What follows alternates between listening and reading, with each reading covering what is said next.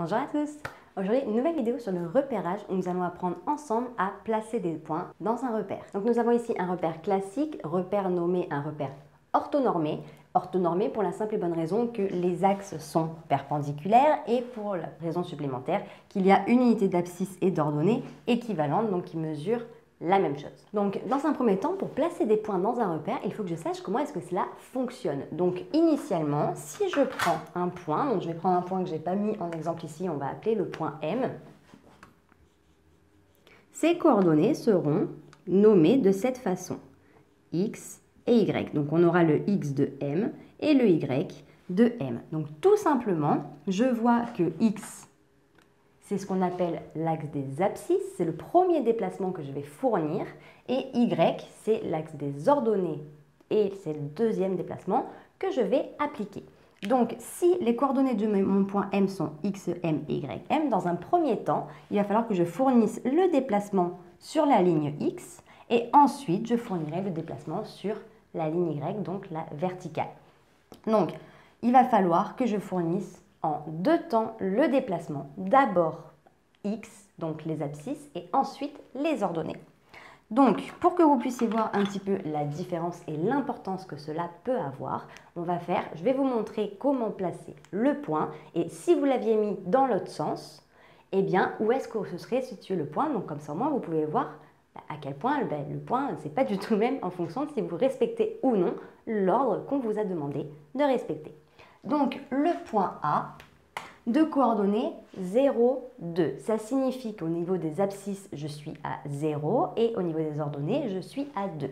Donc, 0, 2, ça signifie que axe des abscisses, je me positionne à 0. Donc, 0, il est ici. Donc, en fait, je ne me décale pas sur la droite, je reste à 0. Et au niveau des ordonnées, du coup 2, en fait, je monte de 2. Donc, mon point A se situe ici. Donc, je vais me positionner à chaque fois envers le même point, mais dans le cas où les coordonnées auraient été inversées, pour que vous puissiez voir à chaque fois que ce n'est pas le même positionnement. Donc, si les coordonnées du point A sont 0, 2, les coordonnées du coup inversées auraient été 2, 0. Donc, au niveau des abscisses, 2, c'est ici. Au niveau des ordonnées 0, je ne monte pas, puisque du coup, je reste à l'étage 0. Donc, mon point A, dans l'autre sens, aurait été ici. Je ne suis pas exactement au même endroit. Donc, attention.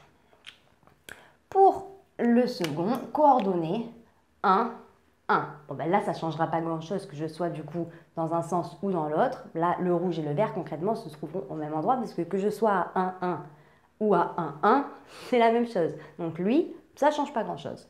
Donc, coordonnées 1, 1, cela signifie que je me décale au niveau des abscisses, donc l'axe horizontal, je vais à 1 et que je monte de 1. Donc, ici, j'aurai mon point B. Et en fait, je ne vais pas le faire en vert parce que sinon, je vais tout simplement les superposer. Ensuite, point C, coordonnées 2, 5. Donc, abscisse 2. Donc, dans un premier temps, je me décale sur la droite de 2. Donc, ici. Et je monte de 5. Donc, 1, 2, 3, 4 et 5. Je me situerai ici si le point C était de coordonnées 2, 5. Dans le cas où le point C est de coordonnées 5, 2, donc coordonnées inversées, eh bien en fait 5, 1, 2, 3, 4, 5 en horizontal et 2, je monte de 2, donc 1 et 2. Mon point C aurait été ici si les coordonnées avaient été inversées. Le point D de coordonnées 0, 7, donc ça veut dire qu'au niveau des abscisses, je reste à 0, donc je n'avance pas sur la droite. Par contre, je monte de 7. Donc, mon point D sera de coordonnées 0, 7 et il se situe ici.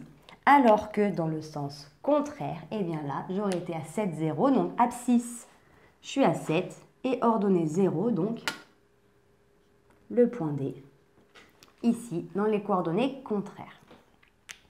Ensuite, coordonnées du point E, 1, 3. Donc 1, 3, je me décale de 1 à droite et je monte de 3. Donc je me décale de 1 et je monte de 1, 2, 3. Donc ici, j'ai les coordonnées du point E. Sens contraire, 3, 1, du coup, je me décale de 3 et je monte de 1. Le point E se situerait ici si ses coordonnées avaient été 3, 1. Coordonnées du point F, 2, 8. Donc abscisse 2, donc horizontale 2.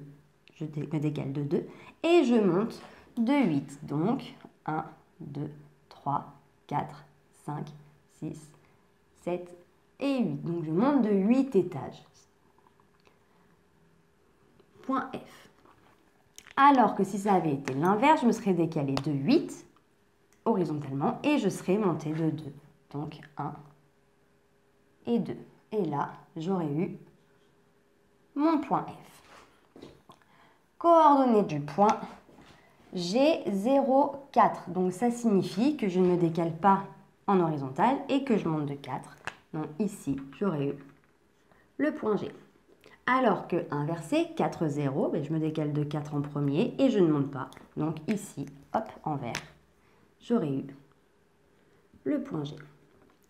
Le point H, coordonnées 1, 9. Donc je me décale à droite de 1 et je monte de 9. Donc là, je me situerai ici. Hop. J'aurais été à 1 et je monte de 9 étages. Donc ici, le point H. Alors que dans le sens contraire, je me serais décalé de 9 et je serais monté de 1. Là, j'aurais eu le point H.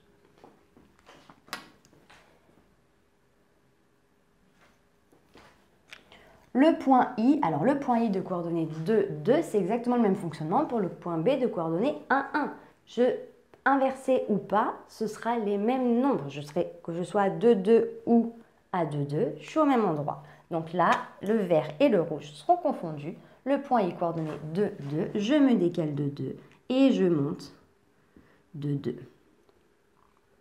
Donc, coordonnées de 2 pour le point I.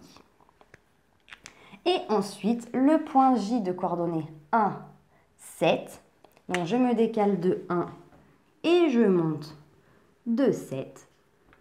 Ici, j'ai les coordonnées du point J. Alors que si les coordonnées avaient été inversées, que j'avais eu 7, 1, ça veut dire que je me serais d'abord décalé de 7, puis de 1, juste en montée d'étage. Donc j'aurais été ici pour le point J.